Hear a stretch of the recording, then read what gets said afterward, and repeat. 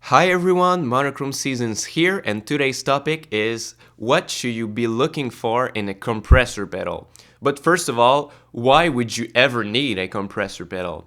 And the answer is not because your friend told you, hey dude, you totally need a compressor pedal like professional guitar players say it's their secret weapons on their board, so you should totally have one. No, it's not because of that, okay? In a nutshell, what a compressor does is that it brings down the loudest parts of your sound and it brings up the quietest parts of your sound, thus giving you more sustain and a more consistent performance. But the cons of this is if it brings up the quietest parts of your sound, it also brings up the noise from your amp, so compressor pedals can get noisy very fast. So to the main topic, what am I looking for the most in a compressor pedal? It's the blend knob.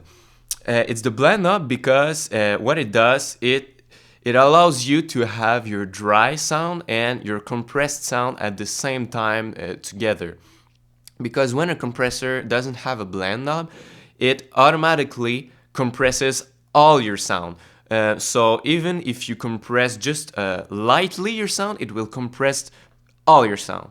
But with the blend knob, maybe at 50% or less or more, you are able to retain the original dynamics of your dry sound and add the compressed signal on top so we can get more sustain. So in fact, it's the best of both worlds because you retain your dynamic playing, but you have the sustain that you want at the same time.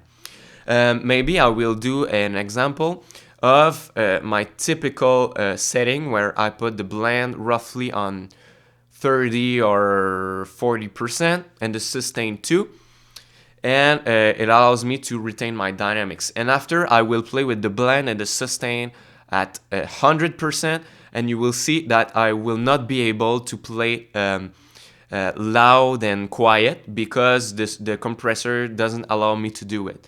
So now I will play with a lot of dynamics.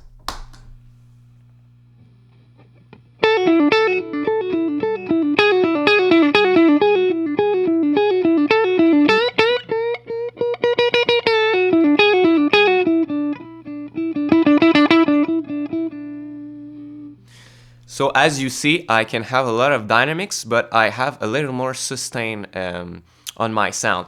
But if the blend is all the way up, or if you don't have a blend and the sustain too all the way up, what you get is that you won't hear it when you play a lot quiet or a lot more hard on the guitar.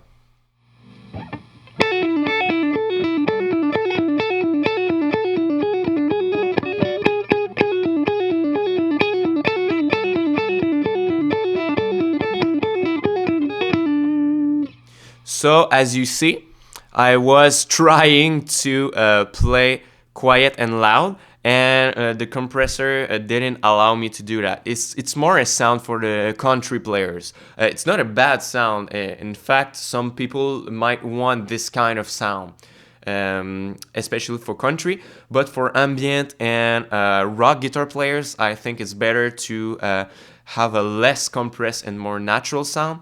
So the blend allows me to do that. Also, I look a lot for an attack knob too.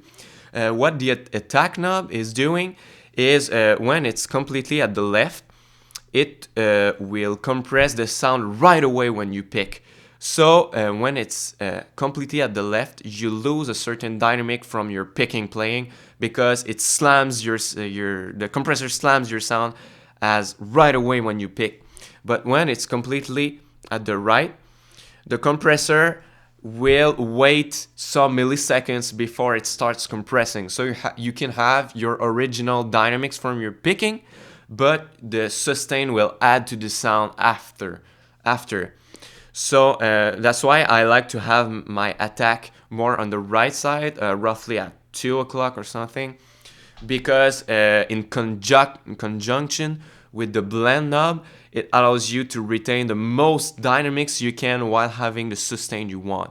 So maybe to illustrate what the attack knob does, because it's a lot more harder to hear, I will put the blend and sustain all the way up again and play with it with the attack at the left or the right.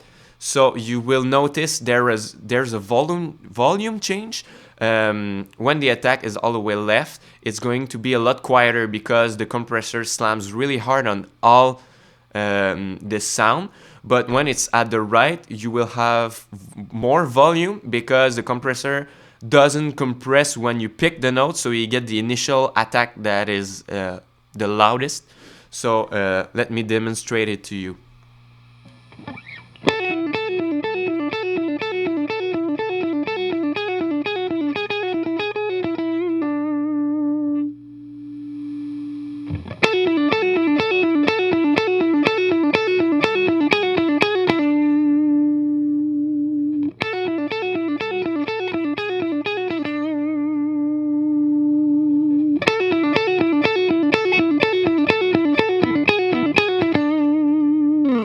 So you see, when the attack is more at the right, it's like you hear the down, and after the compressor starts to work on it.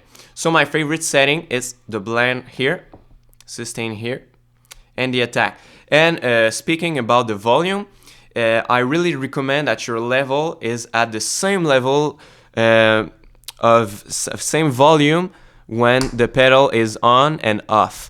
Because don't let the volume trick you, because if the level is too loud, you will think that the compressor is really great for your sound, but it's just that you have more volume. So mine, the sweet spot is roughly at 10 o'clock, but depending on your pickups, or your amp, your sweet spot could be at 12 o'clock or 9 o'clock. You just have to find it, so just don't copy mine because it might not work for you. But I have the same sound with the level right now.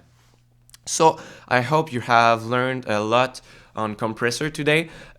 Just don't stop this video and run to the music store to buy a compressor with a blend knob right now, because you have to know why you buy a compressor.